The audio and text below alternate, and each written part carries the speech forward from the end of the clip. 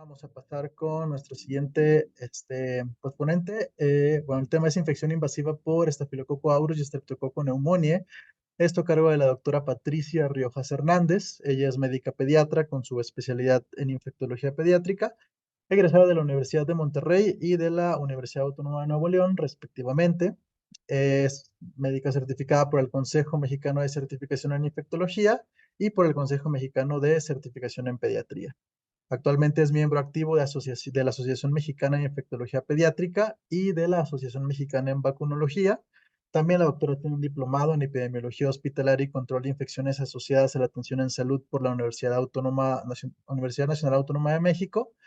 Y pues la doctora, su área de interés en especial es el área de vacunas y los programas de optimización del uso de antibióticos. Actualmente la doctora trabaja dentro del área médica del portafolio de vacunas en Pfizer México. Doctora, muchas gracias por su tiempo y pues adelante con la charla. Hola, buenas tardes. Muchas gracias, doctor Eliel. Voy a proyectarles la presentación. Confírmame si la están viendo nada más. Sí, doctora, sí se ve. Perfecto. Bueno, pues el día de hoy les voy a hablar brevemente de lo que son las infecciones estafilocócicas y neumocócicas invasivas. Vamos a empezar con infecciones estafilocócicas invasivas. Pues sabemos que el estafilococo es un coco gram positivo en cadenas. Estos se pueden agrupar, es un coco gram positivo que se pueden agrupar en cadenas, en pares o incluso en racimos. Sabemos que es aerobio o anaerobio facultativo, no tienen capacidad de movilidad. Staphylococcus aureus es ubicuo en la naturaleza y es patógeno tanto en humanos como en animales. Es importante saber que es un colonizante de piel y mucosas hasta en el 30 al 50% de niños y adultos sanos. Es un importante problema, por ejemplo, las unidades de terapia intensiva neonatal, especialmente porque sabemos que desde 10 bacterias o 10 estafilococos pueden iniciar colonización de cordón umbilical hasta en el 50% de los recién nacidos. Discúlpenme, déjenme, voy a mover aquí esta imagen porque la acomodé mal. Listo. Entonces, también saber, hablando de recién nacidos, que son una población en particular muy susceptible a este tipo de infecciones, el 90% de ellos a los 5 días de vida ya están colonizados a través de narinas, piel y cordón umbilical. Y los primeros brotes que se documentaron por infecciones por Staphylococcus aureus resistente a meticilina fue desde 1959. Si vemos en esta línea de tiempo, en el año de los 40 que se hizo el descubrimiento de la penicilina, prácticamente para los 50 ya se había documentado resistencia a penicilina por parte de Staphylococcus aureus. Fue posteriormente, en 1960, que se hizo el diagnóstico de la primera infección por MRSA y posteriormente en los años, casi en los 70 se hizo el primer brote de MRSA en Estados Unidos. En cuanto a los factores de virulencia, Staphylococcus aureus tiene múltiples toxinas productoras desde endotoxinas, exotoxinas y empezando desde su pared celular, que aquí contamos con lo que son las beta-lactamasas. Y importante mencionar que tenemos diferentes toxinas importantes que se van a ver más adelante, que son las causantes prácticamente de las infecciones invasivas por el estafilococo.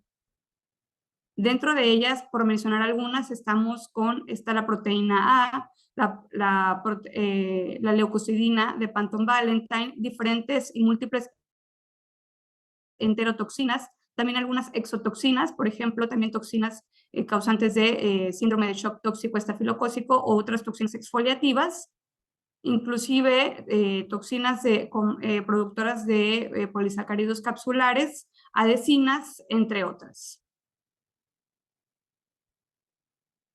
Dentro de la patogénesis, ¿cómo es que Staphylococcus aureus genera afección a los tejidos? Puede ser por dos maneras, mediante invasión directa o por colonización. Mediante invasión directa es mediante liberación de toxinas y así puede diseminarse a sitios distantes. Y lo más característico también de Staphylococcus aureus es que esta es formadora de abscesos. Puede también tener diseminación hematógena y esta es la manera más frecuente en que se generan las infecciones invasivas. Y en cuanto a la colonización, en pacientes hospitalizados, 30 a 60% de los pacientes pueden desarrollar un cuadro infeccioso por Staphylococcus aureus y más comúnmente aquellos portadores de dispositivos externos como distintos tipos de catéteres, válvulas ventrículo-peritoneales, válvulas a nivel ventriculares o algunas otras prótesis. Hay factores de riesgo conocidos, pero no están estandarizados para desarrollar una infección estafilocócica invasiva. Dentro de estas están la hospitalización prolongada por más de 15 días, que haya una bacteriemia previa por Staphylococcus aureus, que el paciente esté hospitalizado en una unidad de cuidados intensivos, que el paciente tenga algún estado de inmunocompromiso desde alguna patología oncohematológica o alguna disfunción o deficiencia fagocitaria, VIH, entre otras. Especialmente problemas con los fagocitos, enfermedad granulomatosa crónica, entre otras. Obviamente la prematurez, el haber usado antibióticos en los últimos 3 meses, principalmente cefalosporinas o quinolonas, que el bebé acuda a guardería, que haya utilizado el paciente hemodiálisis, que porte heridas crónicas en piel, que porte dispositivos invasivos, aquellos colonizados asintomáticos, que haya cursado con una infección previa por influenza o varicela y uso de drogas intravenosas. El cuadro clínico es muy variable, como pueden ver, prácticamente puede afectar casi todos los órganos, los aparatos y sistemas. Sin embargo, hablando de infecciones invasivas, nos vamos a centrar en lo que es la bacteriemia, osteomielitis, artritis séptica, neumonías, endocarditis, infecciones del sistema nervioso central y también enfermedades mediadas por toxinas, como lo que es el síndrome de shock tóxico estafilocócico. Brevemente voy a hablar de la bacteriemia por Staphylococcus aureus. La podemos dividir en aquella bacteriemia asociada a la comunidad o asociada a la atención en salud. Prácticamente el 40 al 50% de los episodios asociados a la comunidad pueden observarse en niños que cursan con bacteriemia por Staphylococcus aureus. Esta puede tener pues múltiples manifestaciones clínicas y aquella que está asociada a la atención en salud, también el porcentaje, prácticamente 2/3 partes de los episodios en niños con bacteriemia por Staphylococcus aureus se asocian a la atención en salud y estos se caracterizan más en aquellos portadores de dispositivos que cursaron con alguna cirugía, tienen ya historia de colonización de Staph aureus y aquí la mortalidad es relativamente alta de 4 a un 9%. Recordar también que Staphylococcus coagulasa negativos se han identificado en un 35 a 50% de las bacteriemias nosocomiales en la población pediátrica y recordar que si encontramos algún aislamiento con Staphylococcus lugdunensis se debe dar un tratamiento agresivo debido a la alta virulencia del microorganismo muy semejante a Staphylococcus aureus. El cuadro clínico de la bacteriemia puede ser muy variable. Prácticamente todas las enfermedades invasivas que vamos a mencionar el día de hoy, nada más es de lo más común a lo menos común que solemos observar cuando hay una infección invasiva por Staphylococcus aureus. Podemos observar, por ejemplo, la menos común es endocarditis infecciosa, se observa mucho menos frecuente si se compara con adultos en porcentaje, sin embargo, hay ciertas poblaciones que tienen mayor riesgo. Por ejemplo, si tenemos un paciente con una bacteriemia por Staphylococcus aureus, pero es un cardiópata conocido, con una cardiopatía congénita o alguna cardiopatía crónica, o que también sea portador de algún catéter invasivo, pues ellos definitivamente van a tener todavía un riesgo mayor.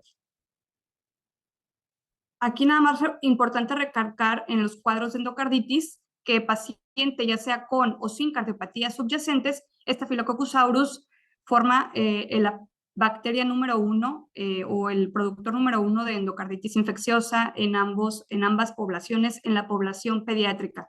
Le siguen definitivamente los estreptococos de grupo viridans y posteriormente otro tipo de bacterias. El cuadro clínico, pues conocido usualmente, se puede presentar de manera tanto subaguda como aguda. El cuadro subagudo, usualmente la fiebre es muy prolongada, puede durar más de 5 días y tienen síntomas sistémicos muy sutiles. Y aquí sí importante pues notar que cuando es un cuadro agudo, esto usualmente es rápidamente progresivo y fulminante, porque genera muchísima destrucción de tejido valvular y puede observarse fenómenos embólicos y formación de abscesos. El cuadro agudo es característico de Staphylococcus aureus y los cuadros subagudos es más característico que sea por Staphylococcus coagulasa negativos o del grupo viridans. El diagnóstico actualmente se hace con criterios de Duke modificados, estos se modificaron el año pasado, siguen siendo el diagnóstico definitivo con 2 criterios mayores, o puede ser un criterio mayor y 3 menores, o 5 menores, o ya incluyendo un criterio patológico. O puede ser un diagnóstico posible, ya sea uno mayor y uno menor, y 3 menores. Recordar que aún, igual que en adultos, del 5 al 7% de los hemocultivos, al momento de hacer el abordaje, puede ser negativo. No sé si puedan apagar sus micrófonos.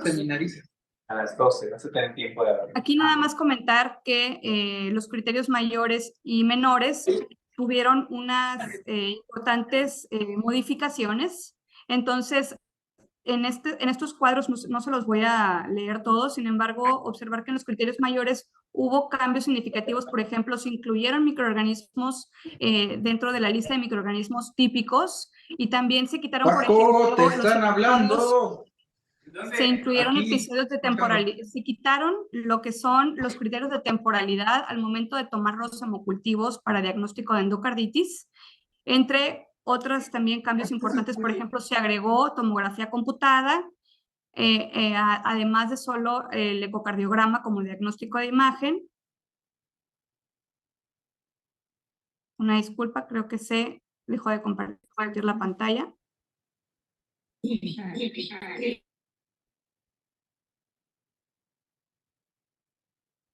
Ahí ya la están viendo, disculpen. Listo. Listo, ahí se ve. Muy bien. Gracias, doctores. Y bueno, importante conocer que prácticamente se actualizaron los criterios de Duke y estos se los voy a dejar aquí. Con gusto se puede compartir esta presentación para que la puedan revisar.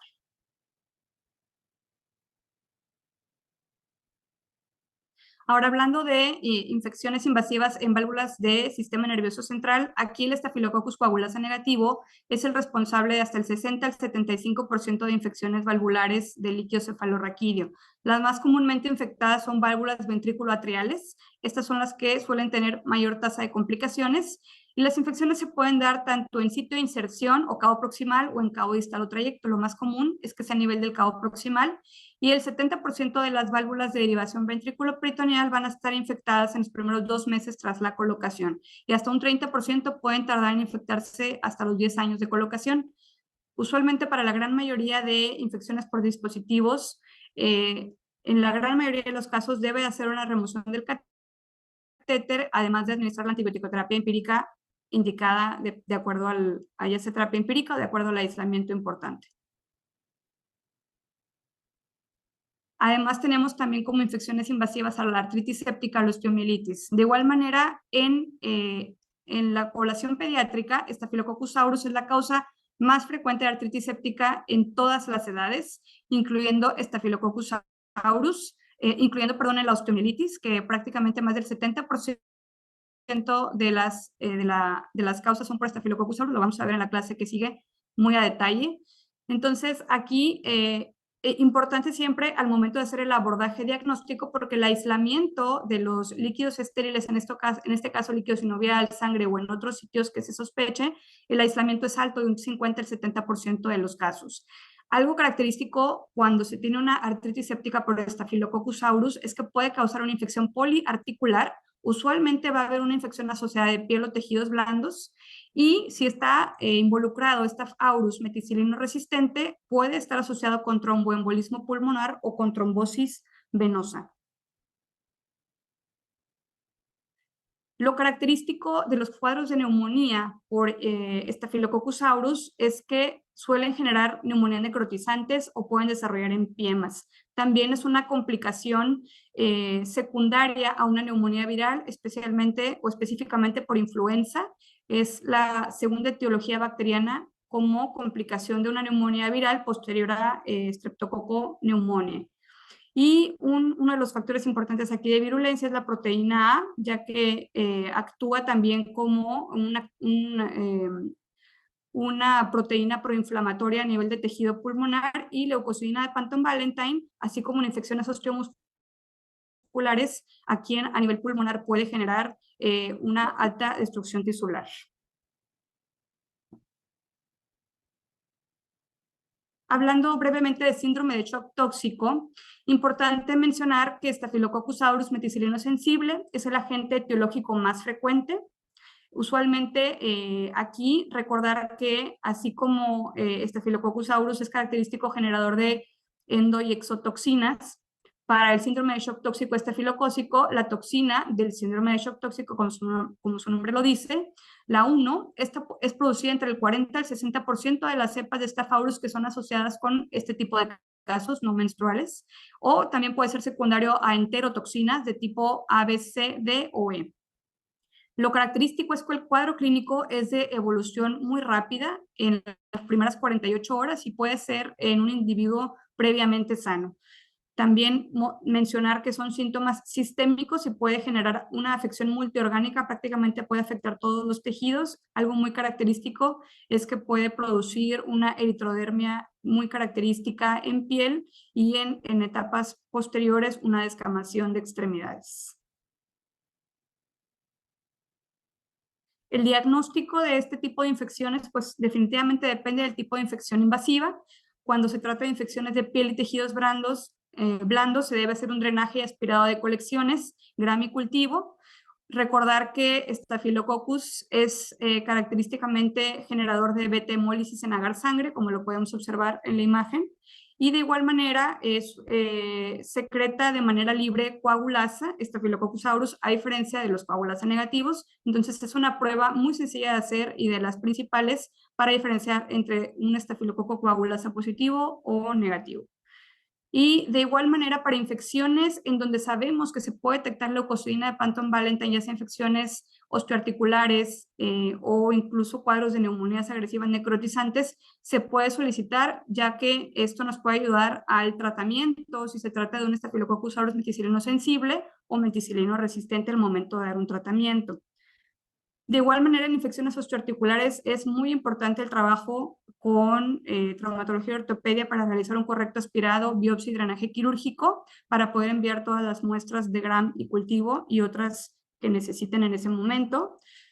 Usualmente, cuando son cuadros, infecciones asociadas a catéteres que tendrán una sección específica para este tema, pues se debe remover el cuerpo extraño, pero recordar que los cultivos mínimos se requiere uno del catéter, otro periférico, simultáneos para poder identificar si se trata o no de una infección asociada al catéter. Y pues recordar que actualmente, además del hemocultivo, que usualmente es el gold estándar para el diagnóstico de Staphylococcus aureus, tenemos pruebas ya de detección por PCR, tanto en paneles moleculares, en sangre o muestras respiratorias, lo cual, como bien mencionaba la doctora previamente, pues nos ayudan a tener un diagnóstico incluso de bacterias o microorganismos de manera simultánea en un periodo de tiempo muy corto, empezando en las primeras 6 horas de haber enviado la muestra. Ahora, recordar que lo que nos marca característicamente la resistencia a la meticilina en el Staphylococcus aureus se encuentra en lo que es el cassette cromosómico estafilocócico MEC. En este cassette cromosómico tenemos a lo que es el gen MEC-A, que prácticamente este gen es el que se encarga de producir la resistencia a la meticilina. Entonces, hablando de los puntos de corte de acuerdo a CLSI a nivel de Staph aureus, lo consideramos sensible a meticilina cuando tiene mix menor a 2 microgramos por mililitro, mayor a 4 ya se considera MRSA. Y hablando de resistencia, susceptibilidad o resistencia intermedia a vancomicina, aquí también tenemos puntos de corte con susceptibilidad con mix menor a 2 microgramos por mililitro cuando es susceptible a vancomicina. Resistencia intermedia a vancomicina es cuando contamos con mix de 4 a 8 y resistencia a la vancomicina son mix de 16, arriba de 16 microgramos por mililitro. Además, se pueden también someter a pruebas de susceptibilidad a otro tipo de antibióticos, siempre someter Staphylococcus aureus a pruebas de susceptibilidad de beta-lactámicos, todos los beta-lactámicos incluyendo cefalosporinas, ceftarolina, que es un cefalosporina de quinta generación con actividad contra Staphylococcus aureus y Streptococcus pneumoniae, trimetoprim, sulfametoxazol, tetraciclinas, gentamicina, clindamicina, rifampicina, vancomicina, linezolid y daptomicina.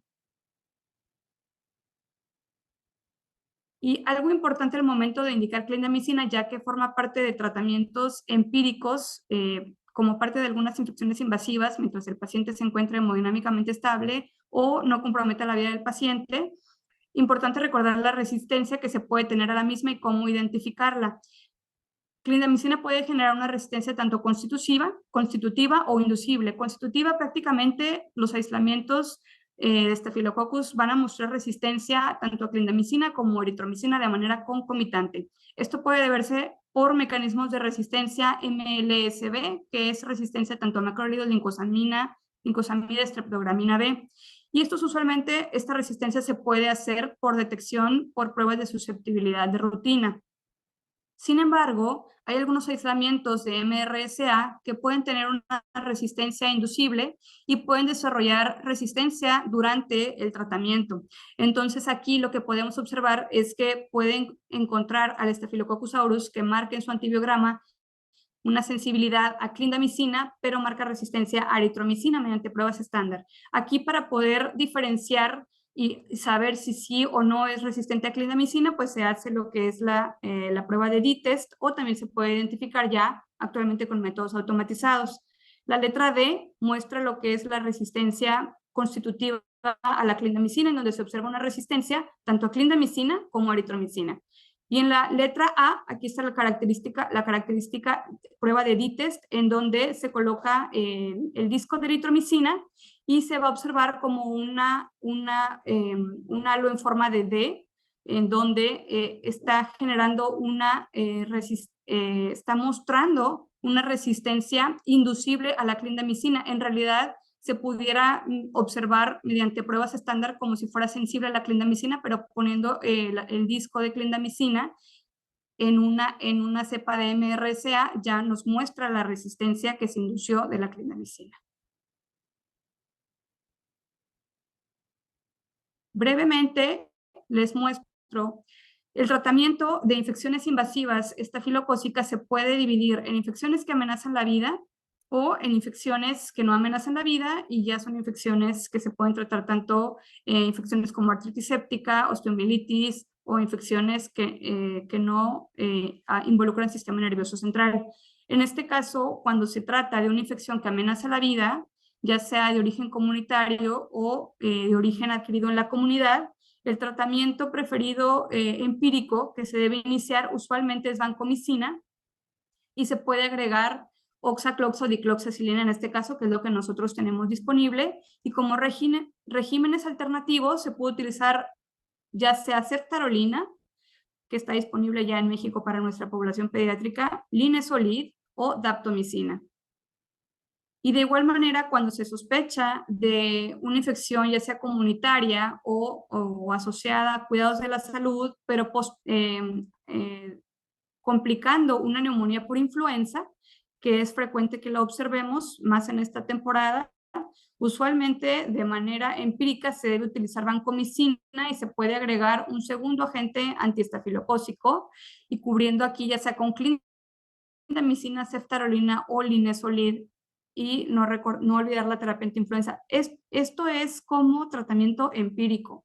Y también de igual manera se puede poner como alternativa ceftarolina como monoterapia o linezolid más antiinfluenza. Recordar que ceftarolina tiene actividad no nada más contra gram positivos, sino también contra gram negativos. Prácticamente tiene la misma cobertura que ceftriaxona en cuanto a gram positivos y gram negativos, pero ceftarolina tiene cobertura contra MSSA y MRSA, que esto es lo característico de este cefalosporina de quinta generación.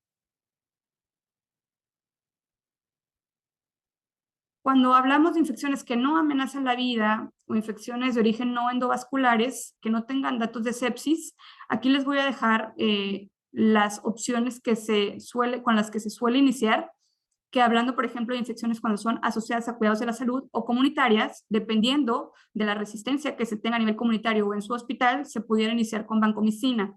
Siempre es muy importante el tratamiento individualizarlo de acuerdo al tipo de paciente que tengan. Si el paciente cuenta con una comorbilidad, falla renal, etcétera, porque aquí vancomicina lo ideal es siempre utilizarlo midiendo los niveles de concentración de la misma. Más adelante se los voy a poner la monitorización.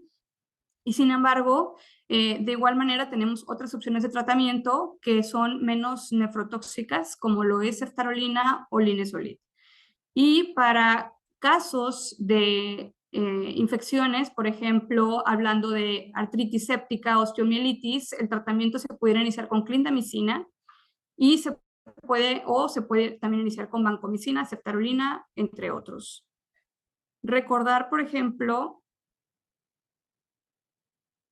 estos ya son los tratamientos dirigidos, se los voy a dejar aquí, pero algo muy importante también mencionar en cuanto al tratamiento dirigido con el síndrome de shock tóxico estafilocócico es que siempre hay que agregar un agente inhibidor de toxinas, además de su tratamiento antiestafilocócico, dependiendo si es MRSA o MSSA, ya sea que se va a iniciar con vancomicina o alguna cefalosporina de primera generación dicloxacilina, y agregar ya sea algún agente inhibidor de toxinas como clindamicina, linezolid, rifampicina también. Siempre recordar que hay que estar monitorizando este tipo de infecciones invasivas porque hay que estar repitiendo hemocultivos cada 24 a 48 horas hasta tener al menos 2 hemocultivos consecutivos estériles por el riesgo de que puedan generar infecciones distantes. Recordar la toxicidad de acuerdo a la infección, al tratamiento que les estamos dando. Si estamos utilizando beta-lactámicos por más de 10 días, recordar la neutropenia importante que puede generar o la alteración a nivel de transaminasemia. De igual manera con la vancomicina, siempre hay que estar monitorizando mínimo 2 veces por semana, función renal. Y si tienen la disponibilidad en su hospital, recordar medir las concentraciones de vancomicina. Lo ideal, lo que se recomienda en adultos es que debe de encontrarse las concentraciones de vancomicina entre 15 a 20 microgramos por mililitro, lo cual va a predecir tener una área bajo la curva sobre MIC de 400 miligramos por mililitro, que estas son las concentraciones adecuadas para tener la biodisponibilidad en tejidos de la vancomicina. Sin embargo, hay estudios pediátricos en donde se menciona que tener de 7 a 10 microgramos por mililitro, prácticamente el más del 90% de los pacientes pediátricos igualan la área bajo la curva de 400 microgramos por mililitro. También evaluar en qué momento voy a solicitar un ecocardiograma o voy a hacer un abordaje más completo en mis pacientes con bacteriemia por Staphylococcus aureus. Como habíamos mencionado, si el paciente es portador de alguna cardiopatía o un defecto valvular conocido, o tiene una bacteriemia persistente en donde nosotros está repitiendo los hemocultivos, siguen positivos por más de 2 a 3 días, o que encontremos ya definitivamente algún hallazgo clínico de endocarditis desde datos de émbolos sépticos, algún nuevo soplo, pues es importante ya solicitar un ecocardiograma en este tipo de pacientes. Hablando de infecciones neumocócicas invasivas, recordar que el neumococo fue aislado por primera vez en 1881. Antes se confundía con otros tipos de neumonía hasta que ya se descubrió la tinción de Gram en 1884. El Streptococcus pneumoniae es un organismo anaerobio facultativo gram positivo lanceolado. Hay hasta el momento 100 serotipos documentados y hasta 45 serogrupos. La transmisión usualmente es de persona a persona por gotas respiratorias o por autoinoculación. En cuanto a la epidemiología de la enfermedad neumocócica invasiva, en esta diapositiva les quiero mencionar que definitivamente de acuerdo a los serotipos del neumococo, vamos a identificar si producen o no producen enfermedad invasiva. Usualmente los serotipos que se asocian con enfermedad invasiva es el serotipo 14, 6B, 19F, 18C, 23F, 4 y 9V. Hablando de la patogénesis, es importante mencionar que también este es un patógeno colonizante. Usualmente puede aislarse de la nasofaringe del 5 al 90% de personas sanas y la colonización va a variar dependiendo de la edad de la persona. En el primer año de vida, usualmente el 70 al 100% de los pacientes está colonizado, 20 al 60% de los niños en edad escolar van a estar colonizados, 10% en adultos. Entonces, se observan prácticamente mientras mayores de edad, menor es la colonización. Y hay diferentes factores para que se desarrolle ya la enfermedad, ya sea en pacientes colonizados o en pacientes en quienes un paciente colonizado, pues va a pasar esta bacteria, ya sea desde la virulencia del serotipo, como mencionamos, puede haber infecciones invasivas o no invasivas. También depende mucho de la respuesta humoral que tenga el huésped o si también de manera concomitante el paciente está cursando con una enfermedad respiratoria viral, que esto se ha visto que incrementa la transmisión y la excreción del humo. Ahora, importante observar acá que el portador de neumococo puede ser precursor de una enfermedad neumocócica. Lo que mencionábamos aquí es que al momento de que una persona es un portador nasofaringio, puede generar infección por diferentes vías. Pero hablando de lo que es una infección invasiva, al momento de que se genera la aspiración del neumococo, a nivel de los múltiples tejidos, puede generar distintas entidades clínicas, desde a nivel alveolar con cuadros neumónicos, o también puede haber diseminación local o diseminación hematógena. Dentro de los factores de riesgo que se tienen, algunos son similares a los que se tienen en la enfermedad estafilocócica invasiva, pero para desarrollar una enfermedad neumocócica invasiva, los factores de riesgo es también aquel paciente que tenga una enfermedad cardíaca de base, paciente con asplenia o disfunción asplénica, diabetes mellitus, enfermedades células falciformes, enfermedad pulmonar crónica, cuadros de inmunodeficiencias y específicamente para meningitis neumocócica si tiene alguna fractura de la lámina cribosa, implantes cocleares, otorraquia secundaria a una fractura de base de cráneo o defectos en la osificación de los huesos del oído medio, son factores de riesgo para este tipo de enfermedad invasiva. Un dato importante en cuanto a la disminución del número de casos de enfermedad neumocócica invasiva es la tasa de incidencia que se presentó en niños menores de 5 años de 1998 al 2019. Y aquí se marca de manera importante la introducción en el año 2000, que fue la primera introducción de la vacuna polisacárida conjugada, en este caso PCV7 en el 2000 y posteriormente PCV13 en el año 2010. A partir de que se introdujo la vacuna con 7 serotipos en el año 2000, disminuyó prácticamente el número de casos a menos de 20 casos por cada 100,000 personas o 100,000 habitantes, y posteriormente, posterior a la introducción de la vacuna PCV13, pues todo tipo de infecciones neumocócicas invasivas disminuyeron prácticamente a 20 casos por cada 100,000 habitantes o 100,000 personas de los 90 a 100 casos que se tenía previo a la introducción de las vacunas. Que más adelante les harán también el día de mañana una plática interesante de neumococo. El cuadro clínico que observamos y los más característicos es cuadros de meningitis, bacteriemia, neumonía, peritonitis y también artritis y osteomielitis. Los cuadros de meningitis por neumococo, esta es la principal causa de meningitis bacteriana en niños menores de 5 años. En cuanto a cuadros de bacteriemia por neumococo, representa el 40% de las enfermedades invasivas en menores de 2 años. Los cuadros de neumonía por neumococo representa prácticamente el 25 al 30% de la enfermedad invasiva en niños menores de 2 años. Y recordar que el 20 al 25% de los pacientes con neumonía puede presentar cuadros de bacteriemia al momento de estar cursando con este tipo de infección. El diagnóstico definitivo de una infección neumocócica invasiva definitivamente siempre va a ser el aislamiento del microorganismo en sangre o en otro líquido estéril. Hay otros métodos diagnósticos de neumococo, desde detección de antígenos polisacáridos capsulares, que ya se tiene disponible en líquidos corporales. Ya tenemos otros métodos de identificación como MALDI-TOF o métodos de diagnóstico molecular, que son sumamente rápidos. Y cuando también se puede hacer diagnóstico mediante tinción de Gram por muestras de secreciones respiratorias o muestras de esputo. Sin embargo, para considerarlo un criterio diagnóstico, tiene que tener la muestra ciertas características, si no, puede ser una muestra que se considere pues mal tomada. Entonces, se deben observar más de 25 leucocitos por campo y menos de 10 células epiteliales por campo en un microscopio con aumento de baja potencia, y debe de haber un predominio de diplococos gram positivos. También se puede hacer detección a través de antígenos urinarios, donde se detecta el polisacárido C del neumococo. El tratamiento es importante. Cuando se habla de tratamiento, pues saber el tipo de resistencia que se tiene a nivel comunitario. En este caso, en lo que es el Instituto Nacional de Salud Pública, en el 2021 se actualizaron las susceptibilidades de neumococo a los diferentes antibióticos a los que está probado. Prácticamente se dividen en aislamientos de meningitis o en aislamientos no meningitis. Aquí les marco la susceptibilidad del neumococo en aislamientos de meningitis a penicilina.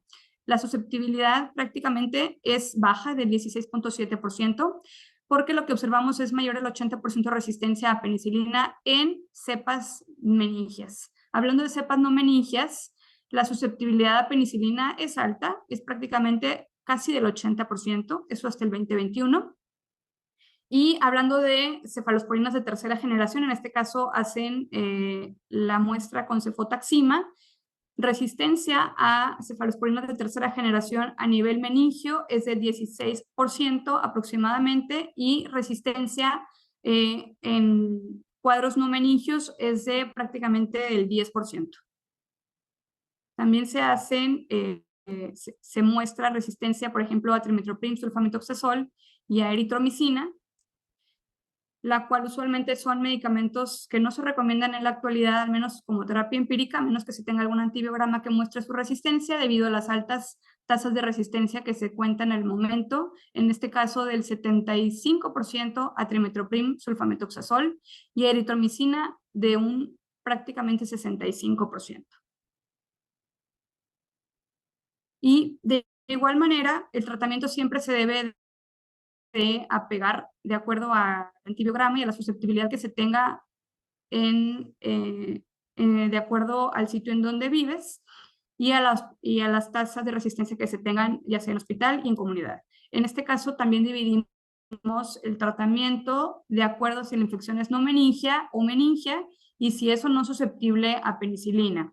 En este caso, cuando son infecciones no meningias y la susceptibilidad a penicilina tiene mix menores a 2 microgramos por mililitro, se puede dar tratamiento con penicilina G, que vimos que actualmente la sensibilidad a penicilina en cepas no meningias es alta.